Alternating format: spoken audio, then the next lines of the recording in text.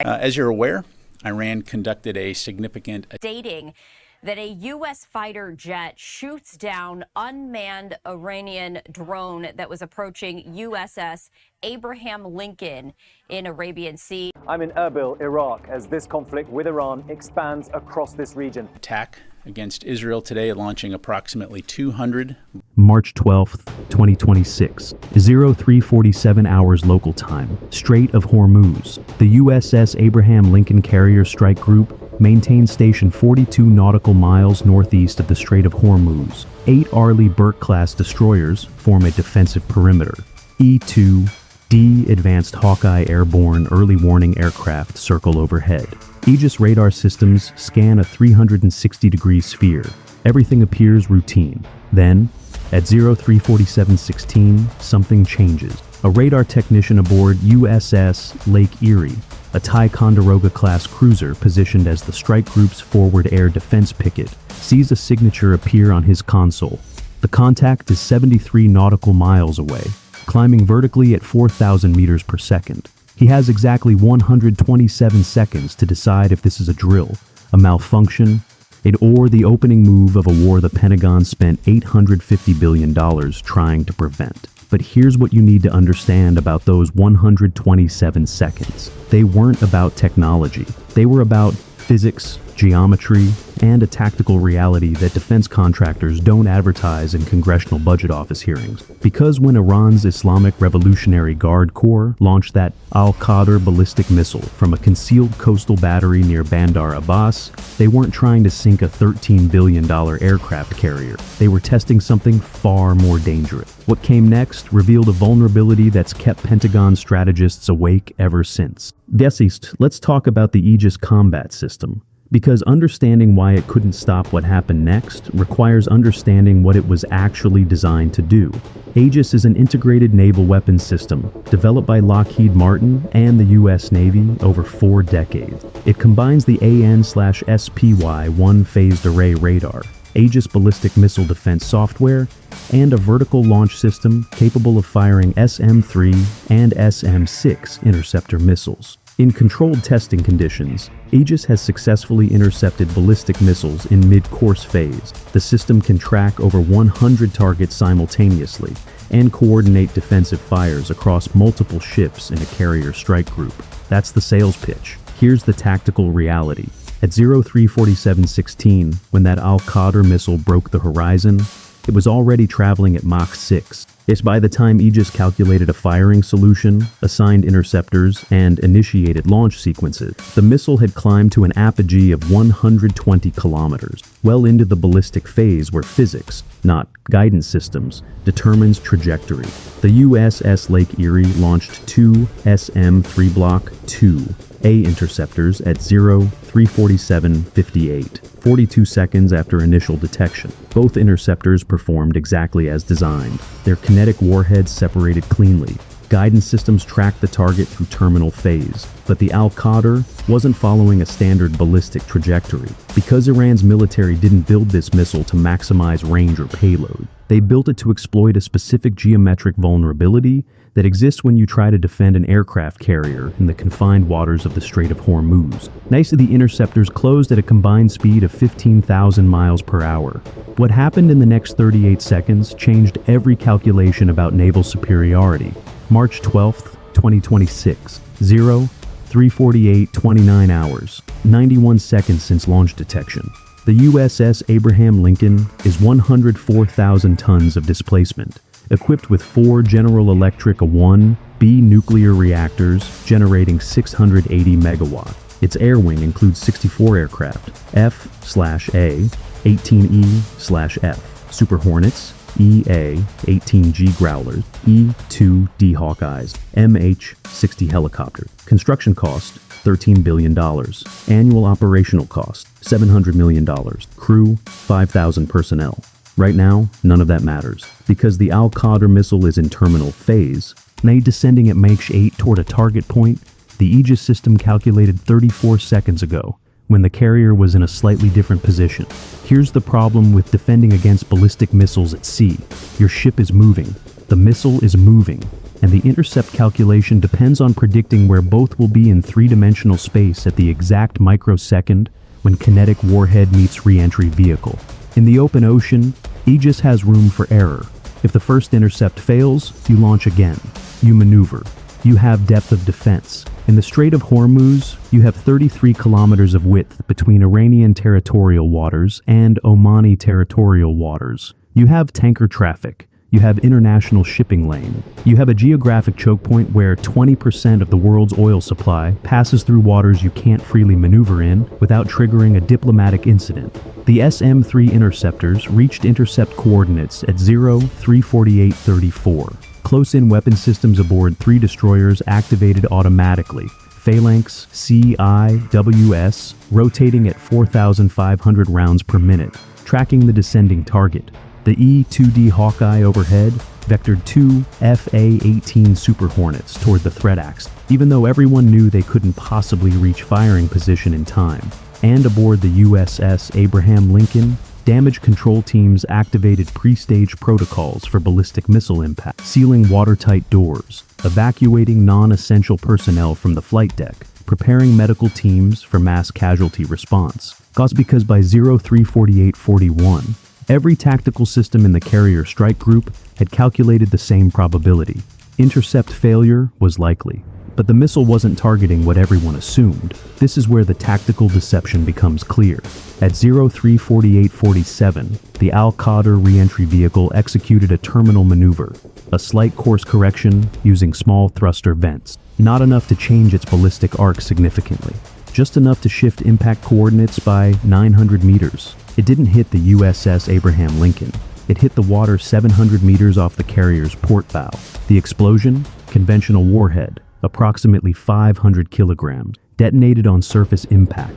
No penetration of the carrier's hull, no casualties, no damage beyond shattered windows in the island superstructure from overpressure.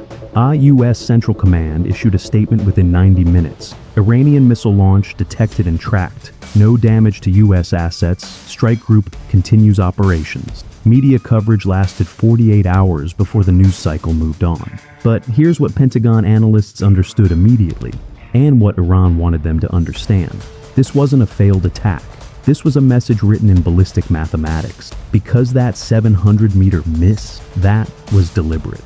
That terminal maneuver proved Iran could adjust impact coordinates in terminal phase, which means they could have hit the carrier if they wanted to. They chose not to. Instead, they demonstrated 3 capabilities that fundamentally alter the strategic calculus of U.S. Naval Forces Central Command operating in the Persian Gulf. At first, they can detect and target a moving carrier strike group using over-the-horizon radar and satellite cueing, despite U.S. electronic warfare measures. Second, they can launch ballistic missiles on depressed trajectories that reduce AEGIS intercept windows to under 90 seconds. Third, they can achieve accuracy sufficient to strike specific aim points on a moving naval target, or deliberately miss to send a political signal. And there's a fourth capability they demonstrated, one that's even more dangerous. They can do all of this while maintaining plausible deniability about whether it was a failed attack or a calibrated warning shot. Which means the next time it happens, U.S. commanders have to assume it's a genuine attack and respond accordingly. That's the hidden kill, not the missile that missed. The strategic ambiguity that makes every subsequent launch potentially catastrophic. The Pentagon's response took exactly 72 hours. What they decided changed U.S. military posture in the Middle East. March 15, 2026, 72 hours after the Strait of Hormuz incident. The U.S. Department of Defense announces Operation Epic Fury, a coordinated campaign involving 3 aircraft carrier strike groups, strategic bomber deployments from Diego Garcia, and Tomahawk missile strikes against Iranian military targets. Defense Secretary briefings emphasize proportional response and re-establishing deterrence. But the actual Pentagon assessment, based on classified tactical intelligence, is calculating something different. Because here's what the defense planners understand. Iran didn't fire one missile to test U.S. defenses. Instead, they fired one missile to change the rules. Prior to March 12th, U.S. carrier strike groups operated with the assumption that Iranian anti-ship capabilities, primarily subsonic cruise missiles and small boat swarms, could be managed through layered defenses and superior situational awareness. Post-March 12th, that assumption is obsolete. The Al-Qadr strike demonstrated that Iran can threaten aircraft carriers without using the weapon systems U.S. defenses were optimized to counter. Ballistic missiles launched from concealed coastal batteries, following depressed trajectories, create intercept geometry that Aegis struggles with, especially in confined waters, and the strategic problem compound. If you're defending a carrier strike group in the Strait of Hormuz, you can't just intercept the missile.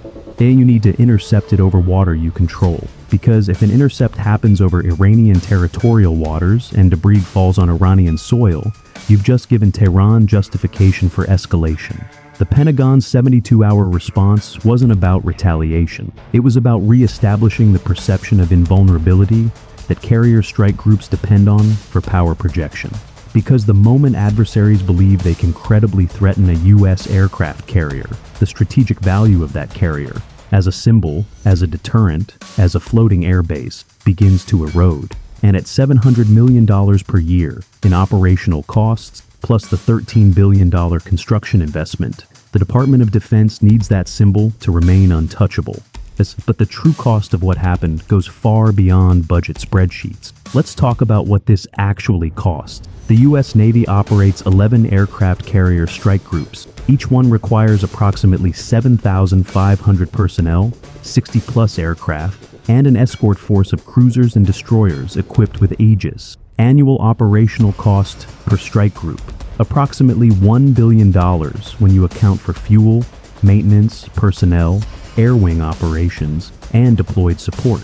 That's $11 billion per year just to maintain carrier-based power projection capability. Now, add the cost of the systems designed to defend those carriers, Aegis upgrades, SM-3 and SM-6, interceptor procurement, E-2, D-Hawkeye early warning aircraft, electronic warfare suites. The Congressional Budget Office estimates the U.S. military budget for fiscal year 2025 at $850 billion. Naval operations account for approximately $190 billion of that total. And all of that spending, every defense contractor negotiation, every procurement hearing, every budget appropriation, rests on a fundamental assumption that U.S. aircraft carriers can operate with impunity in international waters, protected by technological superiority that adversaries cannot overcome. March 12, 2026 didn't disprove that assumption, but it tested it in ways that Pentagon strategists are still calculating.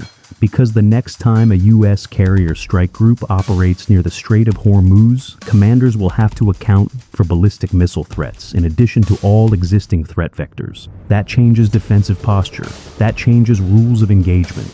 That changes the operational calculus of when and where to deploy carrier-based power projection. And Iran knows this, which is why they didn't need to sink the USS Abraham Lincoln. They just needed to prove they could hit it if they chose to. That's strategic ambiguity as a weapon, and it costs nothing compared to building aircraft carriers. March 14, 2026, current day.